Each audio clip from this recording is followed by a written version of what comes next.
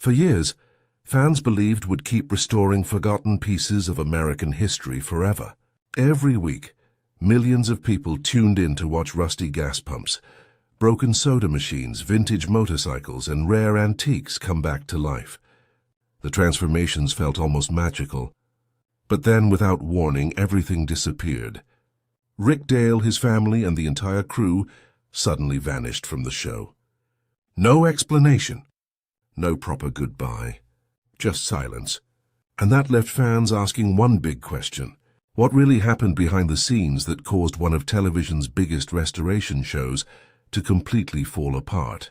Before Rick Dale became a television star, he was simply a skilled craftsman running a small restoration shop in Las Vegas. Ironically, his journey to fame began through another massive hit show. When the series exploded in popularity in 2009, viewers became obsessed with vintage collectibles and rare antiques. Whenever the pawn shop owners needed help restoring old items, they often called Rick Dale. The moment he appeared on screen, people noticed something different. Viewers didn't just want to see antiques anymore. They wanted to watch the restoration process itself. The network quickly realized they had discovered something special. Rick wasn't polished like a typical TV personality. He felt authentic, genuine. He was a real craftsman who had spent decades learning his trade. In fact, his passion started when he was only 9 years old, after his father pulled a damaged bicycle from a dumpster and challenged him to repair it. That simple moment shaped the rest of his life, and soon it would shape reality television too. But nobody expected just how massive the show would become. When premiered in 2010, it quickly turned into one of the network's biggest successes. The series followed everyday life inside Rick's restoration shop, alongside his wife Kelly, his son Tyler, his brother Ron, and unforgettable crew members like Brettley and Cowboy. The chemistry between them felt natural. Their conversations sounded real. Their frustrations felt honest. Fans especially connected with Rick's relationship with Tyler, as he tried to teach his son the family business and prepare him to eventually take over the shop.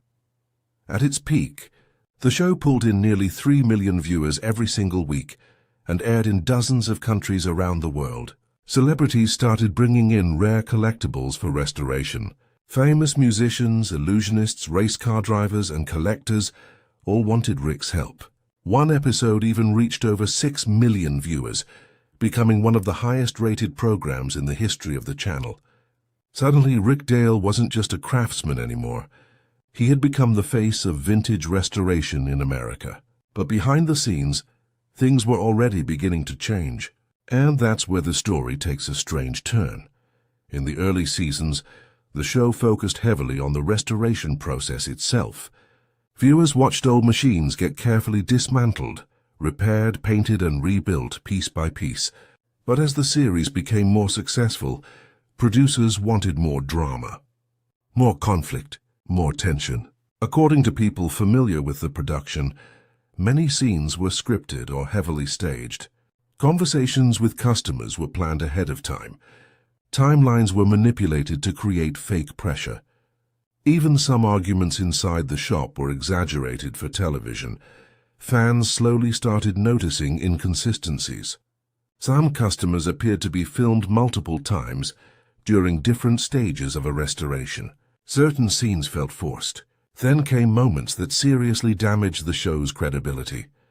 In one episode connected to E, Rick's own brother pretended not to know him while bringing in an item for restoration. Viewers already knew Ron worked in the shop, making the entire interaction feel fake and awkward. But that was only the beginning. Another controversy involved a badly damaged slot machine that supposedly got restored on the show. In reality, the original machine was beyond repair, so Rick reportedly located another identical machine and used it instead. But the series presented it as though the original had been completely restored. To many viewers, that crossed the line from entertainment into deception. And as more stories surfaced, people began questioning how much of the show was actually real. Behind closed doors, producers were allegedly controlling nearly everything. They selected which customers appeared on camera. They handled project budgets. They even pushed impossible deadlines to create suspense. Professional restorers later criticized the show for rushing important work and sacrificing historical accuracy just to make restorations look flashier on television. By this point, the series had slowly transformed from a show about craftsmanship into a reality drama built around fake tension. And longtime fans were getting frustrated. Online complaints exploded during the later seasons. Many viewers said the show no longer felt authentic. Instead of watching detailed restorations, they were seeing staged arguments and unnecessary family drama. Restoration experts became even harsher, accusing the series of damaging antiques by replacing original parts, ignoring historical details, and using inaccurate paint and designs. For Rick Dale, the situation became deeply personal. After spending over 30 years building a respected business, he was now being told how to run his own shop by television producers chasing ratings. And eventually he reached his limit. But what happened next shocked everyone. After 6 seasons, Rick Dale reportedly refused to sign a new contract. He walked away from the show entirely. That decision stunned fans, because very few people would willingly leave behind a hit television series and the massive paycheck that came with it. Successful reality TV stars can earn enormous amounts of money every season. Yet Rick chose to leave anyway. Why? Because he no longer felt like himself. According to people close to the production, Rick felt more like an actor reading lines than a craftsman restoring history. The constant fake drama wore him down emotionally. Every disagreement had to be exaggerated. Every moment needed more tension. The quiet, creative environment of his shop had reportedly turned into something that barely resembled reality anymore. More than anything, Rick wanted his business back. He wanted real customers, real projects, real restoration work. Then came a moment fans still remember years later. Rick uploaded an emotional video thanking viewers for supporting him throughout the show's run. He looked exhausted, hurt. At times, it even seemed like he was struggling to hold back tears. Fans saw someone who genuinely loved his craft, but simply could not continue under the network's conditions anymore. And instead of trying to repair the relationship, the network made a drastic choice that changed the future of the entire series.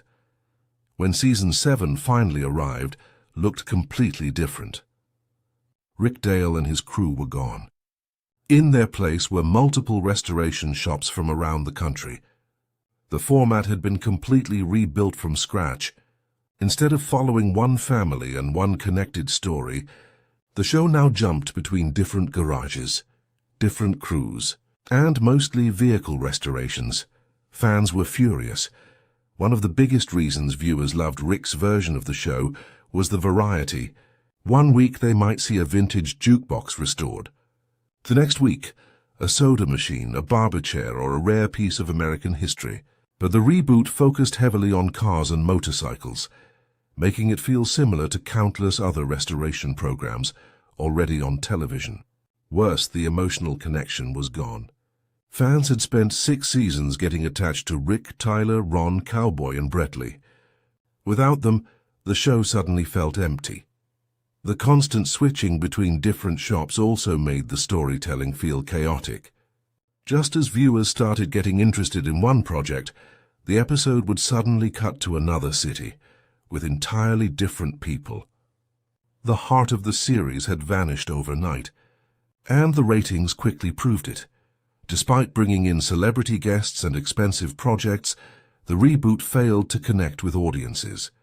Within only a few months, the network cancelled the show entirely. After years of success was officially over, in the end, the network believed it could recreate the series while removing the very person who made it special. Instead, the decision destroyed the show completely. But what happened to Rick Dale after walking away from television? These days, Rick lives a much quieter life. He and his wife Kelly shifted into different businesses, including a custom embroidery and laser cutting company. Rick also wrote a book about vintage soda machines and occasionally shares smaller fabrication projects online. But compared to his television days, he has mostly stepped away from the spotlight. His family also moved on in different directions. Tyler developed his own skills in woodworking and fabrication. Brett Lee built a successful blasting business in Las Vegas. Ron focused on custom bicycles and stayed largely out of public view. Even Cowboy disappeared almost entirely from the public eye after the show ended, and maybe that's the strangest part of the entire story. For millions of viewers, Rick Dale and his crew felt like a family preserving forgotten pieces of American history together. But behind the scenes, the pressure of reality television slowly transformed something authentic into something artificial. In the end, Rick made a choice very few people in television ever make. He chose integrity over fame. He chose craftsmanship over ratings. And even though it cost him a hit television show, many fans believe that decision is exactly why they still respect him today.